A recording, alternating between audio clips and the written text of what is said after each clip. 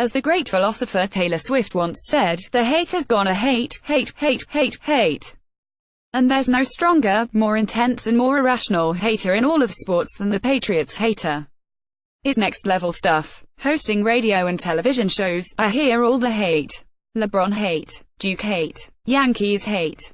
But there's nothing quite as deep and rich as Patriots hate. It's toxic, it's over the top, and you know what it is fueled by? That would be insane jealousy. I'm here to help you, Patriots hater. You love sports, right?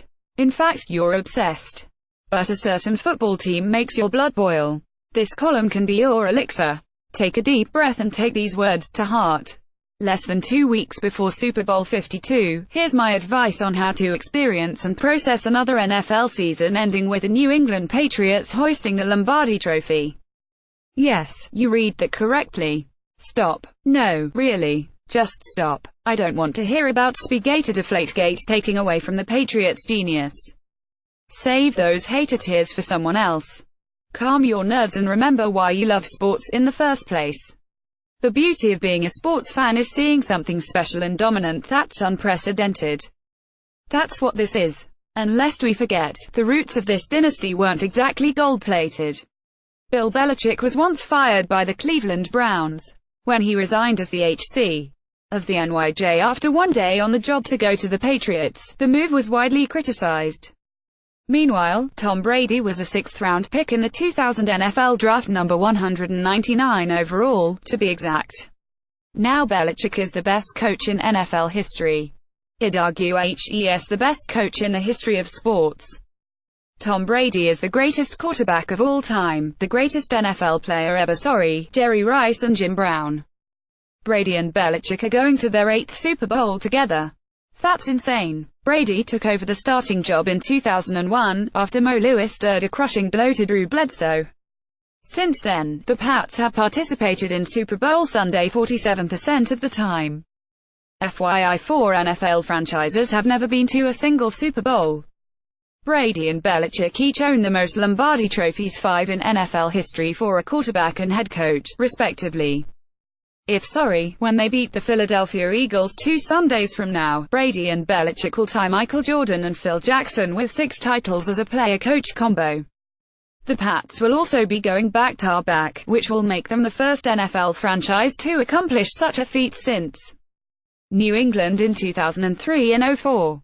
I could hit you with a bunch more measurements of Patriots' greatness: the 7 straight championship Sunday appearances, the 15 division titles since 2001, the 15 consecutive seasons of double-digit wins, and on and on and on. They're all hallmarks of pure genius and grandeur. It's the kind of prosperity that would define any era. But the fact that it's happening in this era is what makes it so absurdly special. Accomplishing this type of consistent dominance in the salary cap era is beyond extraordinary, it's nonsensical. Today's NFL is built for parity. It's designed to spawn Horatio Alger tales of rags to riches.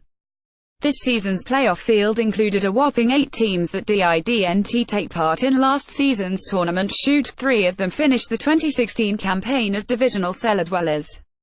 This is an era of NFL football where worst-to-first rises aren't just common, but somewhat expected. Every franchise rides a roller coaster of highs and lows. Well, every franchise but one. New England just keeps on trucking in exceedingly enviable fashion. No hiccups, no random seasons where the Pats fall off. This degree of sustained excellence in a league constructed to counter it is more impressive than any other dynasty you want to throw at me. Celtics, Bulls or Spurs? Nor, try again. Yankees, UCLA basketball. Just not the same. Factor in the era, the competition and the madness that typically accompanies a single elimination format like the NFL playoffs, and the Patriots' reign is uncanny. I can't let this moment pass without marveling at New England's latest accomplishment.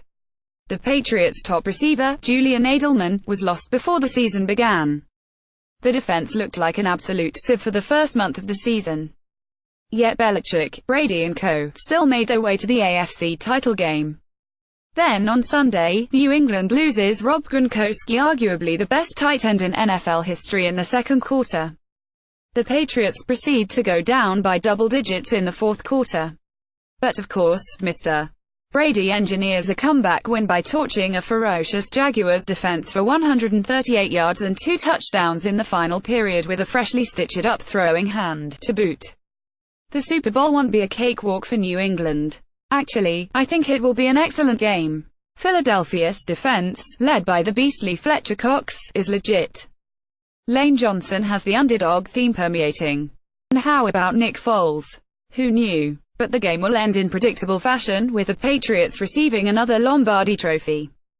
And here's why you should really appreciate the forthcoming triumph. The Patriots' core won't ever be the same again.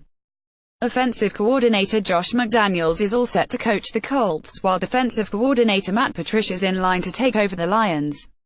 Both are great hires. Brady, while still playing at an MVP level, is 40 years old. I'm not sure when the drop-off will come. Many a talking head have ended up looking stupid trying to play the game, but it is indeed coming. The curious case of Benjamin Button was a work of fiction, after all. It's natural for many of you to root against this kind of annual superiority. But admit to yourself that the venom is rooted in pure jealousy. And after you do that, take the time to respect and soak in the greatness we're all witnessing here. You're actually going to miss this whenever it ends. So embrace it, appreciate it, and prove Taylor Swift wrong. Follow Adam Shine on Twitter at AdamShine.